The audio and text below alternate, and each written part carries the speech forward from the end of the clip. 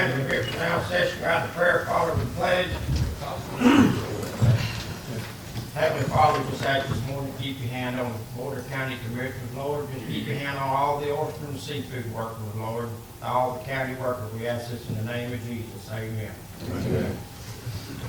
Pledge allegiance to the flag of the United States of America, to the republic for which it stands, one nation, under God, indivisible, with liberty and justice for all. Good morning. Good morning. We have 3 sets of minutes, September the 20th, September 30th, and October the 4th. Second. Have a motion second on the floor, all in favor? All opposed, motion carried. Have the payment of the bills. So moved. Second. Have a motion second on the floor, all in favor? All opposed, motion carried. Have the department heads, Howard Napier, Public Works. Good morning, Commissioners. How y'all doing? Good morning. She working? Yes, sir, now we get. We, Alligator Point still holding up good. The road, we still maintaining it. And we're gonna be making a path, hopefully it'll be the last path out through the county with the grass cutting, so. And other than that, everything's going good. Doing a good job. Mr. Chairman, Yes, ma'am. while Howard's up there, let me bring Alan up here and ask him what's the update with Alligator Point Road, to where all the people would know what the update is. I appreciate that, Commissioner. I'm going to go ahead and just read my item number 4, then we'll get into some discussion. This item number 4 in my report, and I'm ahead of Pam, so Pam may say it anyway. Franklin County had its FEMA applicant briefing on October 13th for Hurricane Hermine. The meeting to begin writing up the damages will occur within 30 days. So your applicant briefing was just let us know that we're eligible, we go home with a song and dance. Howard was there, the department heads were there. We listened to what we're supposed to do as far as record keeping, but we weren't able to submit any documentation for damages on October 13th. That'll happen hopefully in the next 30 days. I've already requested Clay Smallwood to prepare cost estimates on what it will take to put Alligator Point Road and the revetment back to its pre-storm condition. So for the public, there's a distinction of how FEMA operates. FEMA is pretty quick to fund repairs back to pre-storm condition, and that'll be written as a project. The challenge, though, is on Alligator Point Road, as you all know who live down there, is that we need more than pre-storm condition. We need either a better revetment, well, and I'll get that in a second. So we will write up the damages that occurred to bring it back to pre-storm condition. We will also inquire with FEMA as to what mitigation funds would be available to make that section of the road less vulnerable. Options, and these are options that we've talked about over time. The board hasn't acted on any of them, because I don't have any idea which one's going to be cost effective or feasible or reasonable or anything else. But the options will include sheet piling more rocks in that section of the road, moving the road north by acquiring new right-of-way, or building a pile-supported road in that section. The section of the road I'm referring to is between George Voss and Tom Roberts. The section of Alligator Point Road in front of the KOA will not be rebuilt as a road, as FEMA has already provided funds to relocate that section of the road to Tom Roberts. The board may receive emails from Point residents who are just now realizing Tom Roberts will be the only road running east-west. The residents are concerned about the number of turns and the degree of turns driving on Tom Roberts. The worst turn would be eliminated if FEMA allows us to relocate the section of road leading up to Tom Roberts. But the county, the state, and FEMA agreed that the relocation to Tom Roberts provided the most secure evacuation routes for the residents, and that is why the road has been moved so far off the coast. What FEMA allows us to rebuild in the area in front of the old KOA remains to be determined. It might be a bike lane, and it might not be anything. So let me just briefly, with this map, my map is not on your iPad. Thank you. All right, so here is Tom Roberts Road. This is a pre-storm photograph. And so this section of the road has been destroyed. We're not going to be able to rebuild this section of the road as a road. Maybe we'll get some other public improvement down there, but we don't know yet. But this is the section. It's 1,008 feet. I had Joseph Property Appraisers came off me yesterday, and he appraised this map for me. 1,008 feet from Tom Roberts to George Voss Road. And that's the section of road that was heavily damaged. You can't drive on it. That's the section road we rebuilt. It's a one-lane road. It's 1,008 feet. We just spent $150,000 on that revetment just in July beefing it up, and it completely failed. So 20 more rocks back there without something else behind it is not going to be adequate.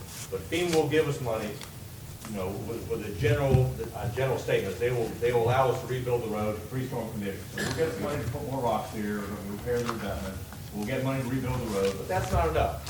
That road is still vulnerable. So we will add these mitigation funds, and we can talk about options here, or we can just see what FEMA says when they come to us. One option, and it's about, our estimates were $1,000 a linear foot. We got a sheet pile in this section here, you know, vertical sheet pile down below sea level, below where the scouring affects, and build, and then put rocks in front to break up the wave action, and have a 1,000-foot long seawall here. That is about $1,000 a foot at our estimates. That's $1 million. I will tell you that over on Flagler Beach, A1A washed out. DOT was just over there, and Betty Cummings from Alligator Point sent me an email of the meeting they had over there. And the DOT has already had their meeting on A1A, which is part of the state highway system. And that cost for building a revetment over there to protect A1A from the Atlantic Ocean was $3,500 a linear foot. Or for their a mile and a half of road, it was $35 million we were looking at rebuilding that. Now, the residents don't want that over there, and we may not, you know, in discussions for our options, we may not want it over here. But, so the price per linear foot is either gonna be somewhere between $1,000 and $3,500 a linear foot. So you're talking $1 million to $3 million to build a revetment of the standard that DOT was talking about for that, for A1A. Another option is, there's 10 lots here. Is to buy out these lots, or part of these lots, and relocate the road landward. The lots are usually are about 100 feet deep. I haven't done a survey on these lots. There are 3 houses that would be in the way. So we have 10 lots, 3 houses. Now, I don't know the likelihood of acquiring this. I don't have any idea. I haven't talked to the homeowners, don't have any idea. But if we did that, that would then straighten out that curve right there. That's kind of bad. So that would, we'd straighten out that road and come back here and tie it back here. That's one option. We can straighten out this curve a little bit with the Alligator Point Water District. I've already talked to Skip Cook, and so when we get to rebuilding this road, I think we can take out part of the curve, because this corner right here is actually owned by the water department. There's a wedge-shaped piece of property that's not highlighted here. That they have a water line coming underneath this, and they own a wedge-shaped piece of property that comes down here. And so this edge of the right-of-way at Tom Roberts is about 30 or 40 feet here that's owned by the water department, and it's not part of that lot. So we can do a little moving over there with Alligator Point, with the system. A third option is to take this section of road and make it basically a bridge, a pile-supported structure at grade. And so we don't put a revetment in here, we just let the shoreline wash where it goes, and we'll have a pile-supported section of road here. I don't have any idea what the cost of that is. At one point, I believe it was $5 million, but that was a couple of years ago. The sad part, I might as well say it now, the sad part, we can fix this section of road. This next 1,000 feet, though, is the next to be vulnerable. It is. These houses here are all now have vertical sea walls, or vertical walls they built at their expense, that is now in the water. The beaches are eroded back, so most of the walls here, the houses weren't damaged, but the sea walls were damaged. They were undermined, the walls partially collapsed, the dirt has fallen out, so that these people no longer have the yards they look. So, I mean, it's a frustrating thing to sit up here and say, we spent 20 years to move 1,800 feet of road. We might spend 10 years trying to fix this problem, and in those 10 years, guess what?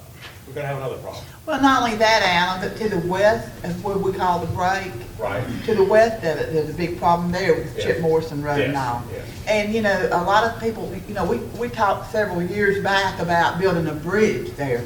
But in reality, that's probably gonna be your best bet, is to build a bridge and just come over. But we don't have the funds, as you know, we don't have the funds. And it would look like DOT would, you know, I appreciate the Secretary of DOT writing the letter to FEMA saying they need to help us all they could, but we need to get somebody that will help us get a solution to this problem. I know 20 years, 28 years, we still don't have a solution to the problem. And it still does not fix it. So I appreciate you know, updating the board on that. I mean, what's frustrating is I know the residents of Alligator Point, you know, don't like, and we don't want to have a one-lane dirt road servicing, you know, an area of the county that people have nice houses on. But we are limited in our ability to solve the problem. One, because right now it's a county road, we have very limited resources. But two, we just, people say, well, do something about it. You know, put the road down here, put it back on this property. Well, guess what? We don't own that property. You know, we just can't go put the road where it's logical, but we have to put the road where we can afford it and where we own the land. And so this road isn't going back, we don't own that property. Maybe we can get a road relocated here, I don't know. You No, I don't know the solution. But too, that's not our only problem down there. We have Gulf Shore Boulevard. Yes, So, yes. you know, I mean, it's a lot of problems down there at Alligator Point. So hopefully somebody will come in there and do that. The question I wanted to ask the board is, as you all know, we have, put a letter into, the legislative delegation and, asking for, the road and for the governor to take back, for the state to take back Alligator Point Road. There's gonna be a Northwest Florida Transportation Corridor meeting on Thursday at Santa Rosa Beach, which I sit on there representing Franklin County. And I wanna know, would it be the will of this board to ask the Transportation Corridor Authority to support Franklin County's stand on that with DOT and the governor and our legislative delegation? Would that be, and if so, I'd like to have a motion on it. So move. Second. Have a motion second on the floor, all in favor? Aye. All opposed? Motion carried, excuse me. Yeah, hopefully, you know, this is one reason, you know, a couple of months back, the Corridor Authority was talking about taking Franklin County and Wakulla County out of the mix.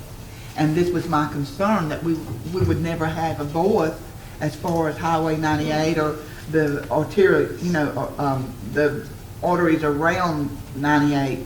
We would not have a voice if we weren't on a board like that. So, anyway, okay, we'll do it.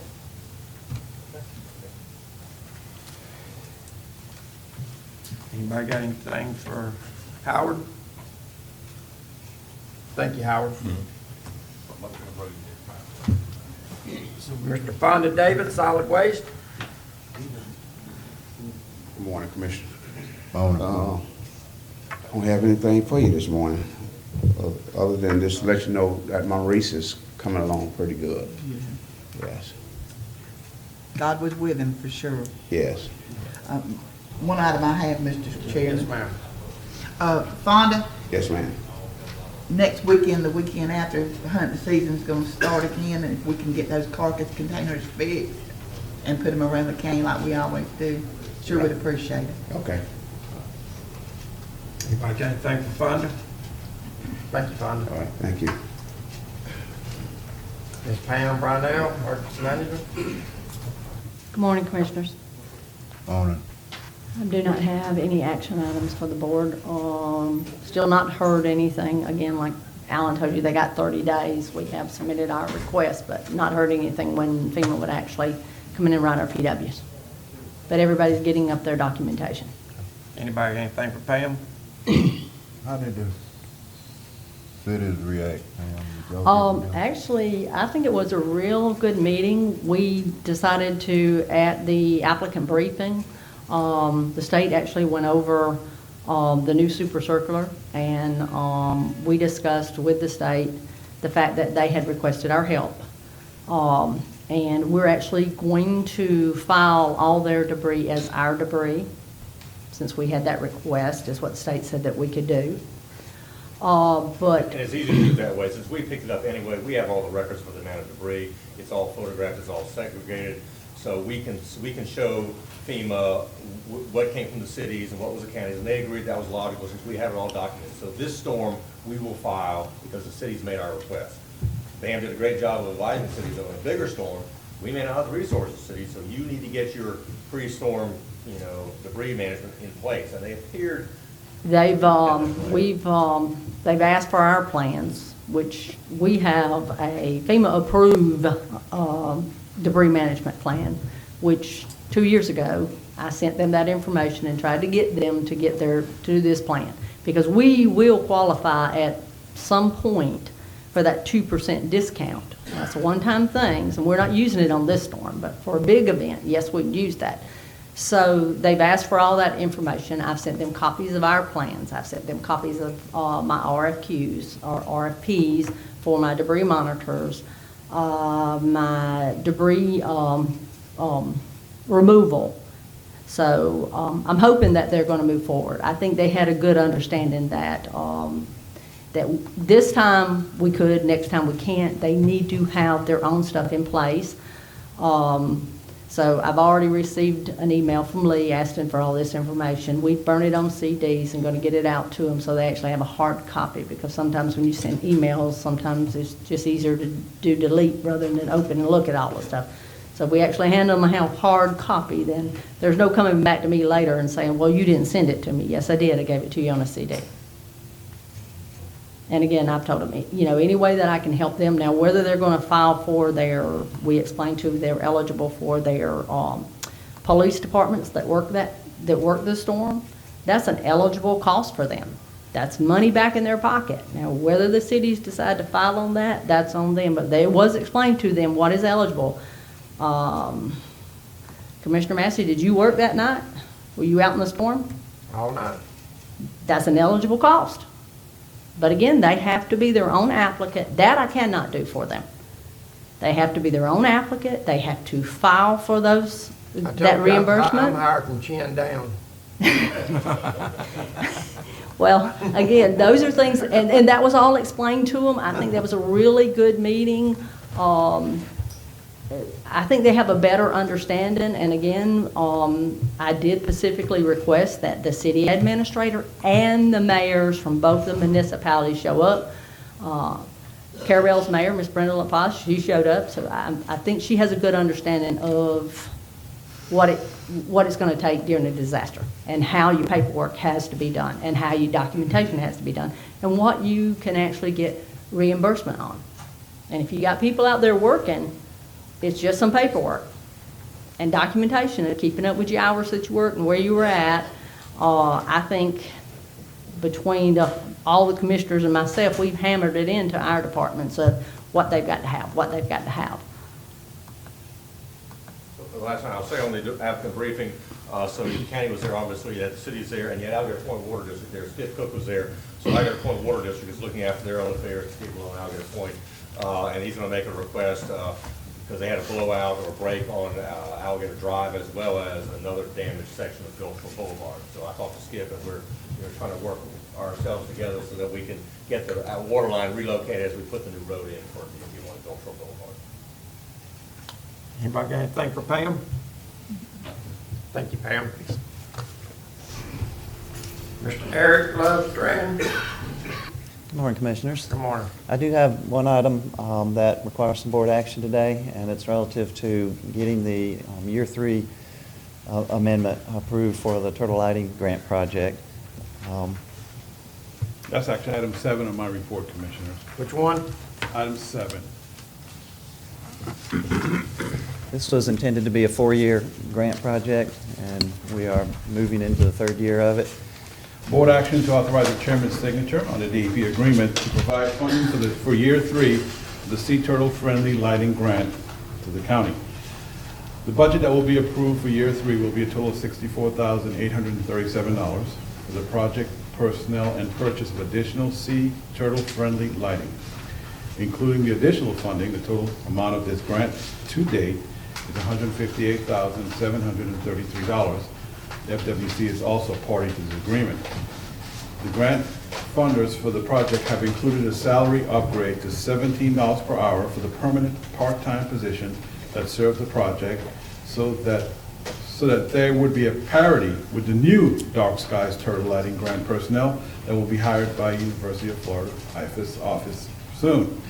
The Dark Skies project will also have a person working in Franklin County doing the same type of work, but focused on properties around our coastal conservation lands to improve the sea turtle nesting beaches. There is no cost to the county for these salary dollars. The extension director suggests that this salary is warranted due to the specialized nature of this work that requires significant computer and organizational skills, the ability to work with minimal supervision, and extremely good interpersonal skills. In addition, working during the weekends and after hours is necessary to connect with the clientele, property management companies, and electricians. Thus far, this project staff have facilitated 74 property owner agreements and 59 completed property lighting retrofits, bringing these properties into compliance with the county's lighting ordinance. So basically, UF, if I understand correctly, they're going to have a staff member here working. Correct. Same thing in a different area. Exact same So work. what you yeah. basically want is, if they're paying 17 hour, and we have the money, we should pay our personnel 17 to do the same work. That was my Basically. rationale, yeah, and it was put into the budget request and approved by DEP and FWC. And again, it costs the county nothing for this change. But I do need a motion after discussion to get this contract. If I can get the chairman's signature on the 3 different copies of that amendment, I'm planning to be in Tallahassee tomorrow morning, actually. I can take that to the FWC state office and drop it off, because year 2's budget for that project is scheduled to end October 22nd. That's this coming Saturday, this weekend. So I'm just trying to move that through the execution process as quick as I can. I have a motion. I'll move it. Have a second. Second. Have a motion and a second. All in favor? All opposed? Motion carries. Appreciate it, Commissioners. I didn't have anything additional. Anybody Most of my else got thoughts went anything through. for Eric? You got them? Thank you. And that's it for Eric. And number, Mr. Alan Pierce? Yes, sir, I appreciate you letting me go at this point. I'm going to go ahead and do my report, then I'm going to leave the meeting and go with Howard down to Alligator Point and start getting Gulfport Boulevard cut through. And then tomorrow morning, I'll be out of town for the next couple of weeks, so you'll see me back on that one. Okay, y'all gonna get ready to cut it through? Yes, ma'am. Had they already done their historical Yes. study on it? Yes. There wasn't nothing? No. I didn't think there was in that area. Well, we have to cover the bases, and we are finishing all the legal documents, but we're moving ahead. Good. We got to get this thing done. All right.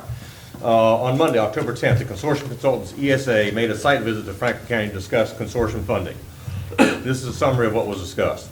ESA is visiting every consortium member, which are the 23 counties, so that they can gather firsthand the type of projects each member is thinking about submitting to the state expenditure plan. ESA plans to report on these 23 site visits at the December 2nd consortium meeting. Then at the April 2017 consortium meeting, they hope to make a formal presentation to the consortium on a basic structure of all the counties, and I have the wrong tense there, but all the counties' proposed projects. Sometime in the fall of 2017, so we're talking about a year from now, the consultants hope the consortium will vote to send the state expenditure plan, or known as SEP, to the governor for approval. And then in 2018, the governor would agree to submit the SEP to the Gulf Council for approval. Once the Gulf Council approves Florida's plan, then it would come back to the governor for implementation. The governor has the authority to use DEP to implement the SEP, or the governor can send the SEP to the consortium and let it implement the plan. It is not known when the governor will make that decision. In either case, ESA told me that the state expenditure plan will have to have a mechanism for periodic revisions, as every county, not just Franklin County, as every county is concerned about being locked into a set of projects for 15 years. Now, we don't know what that mechanism is going to be, but they assured us it would be in there, because no one knows what 15 years is going to hold out. In the case of Franklin County, I did go over the types of projects I had mentioned at the October 4th board meeting. ESA thought the enhancement of the county's emergency management system was a valid project.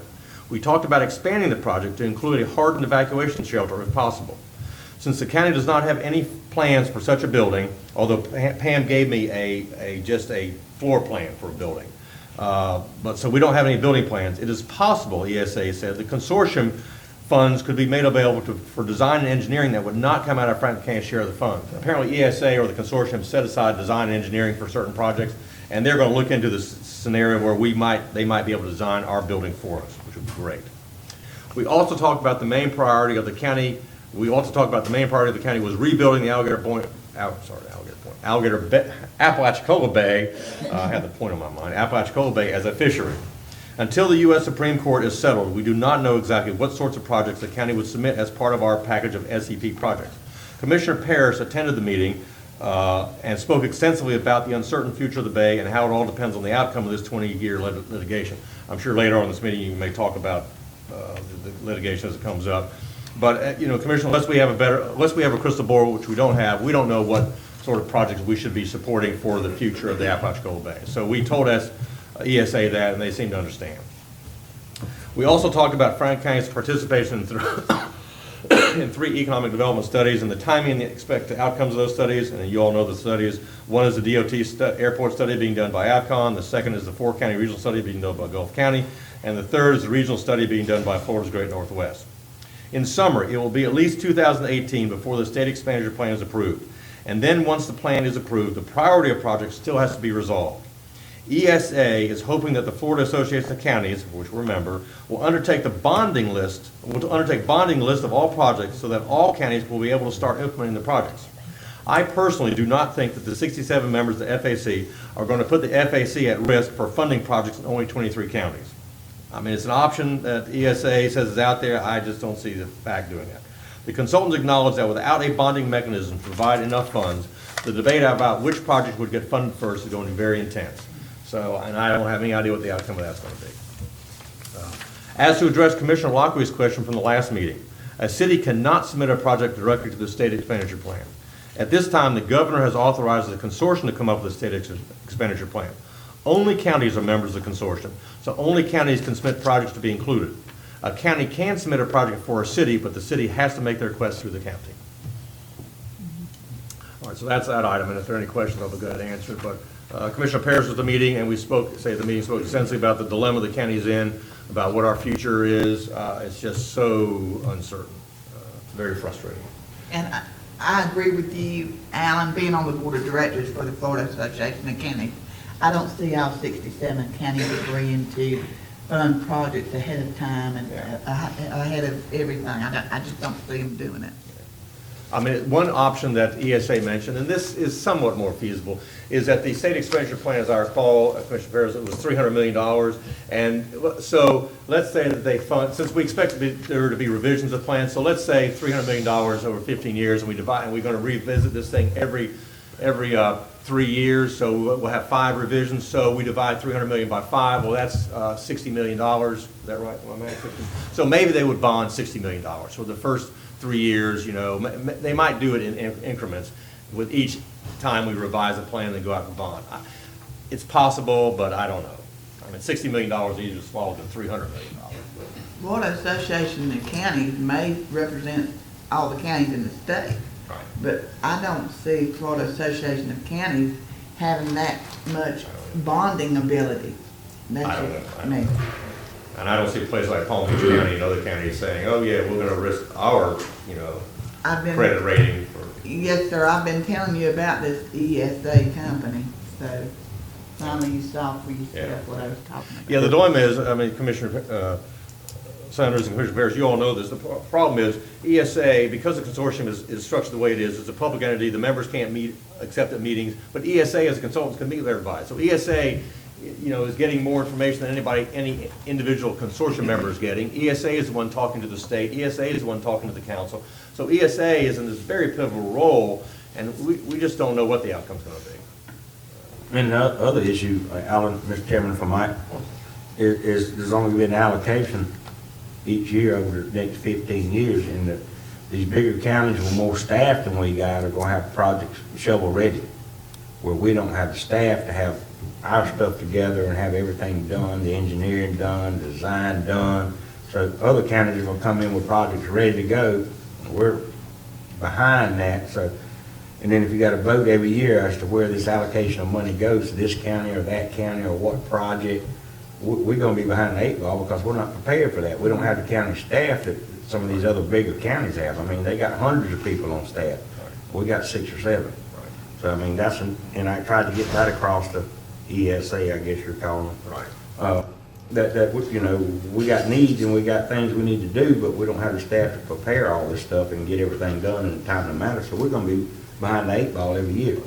That's why they admitted, I didn't know they had this sort of set aside. They have some money for design and engineering. That's when they said, well, we might be able to design your EOC for it. Yeah, so that we could have something ready to go that we could submit, to help with this first year of allocations, and then you got the issue of the proportionate and non-proportionate, and they're gonna outvote you every time. There's 15 members that are on one side, and then 8 counties over here on the other side. We're gonna get outvoted 15 to 8, you know what I'm saying? So that's another whole issue. And that's when we got into the discussion of the bonding and everything else to free up more money so that each county, at least each county would get one project each year.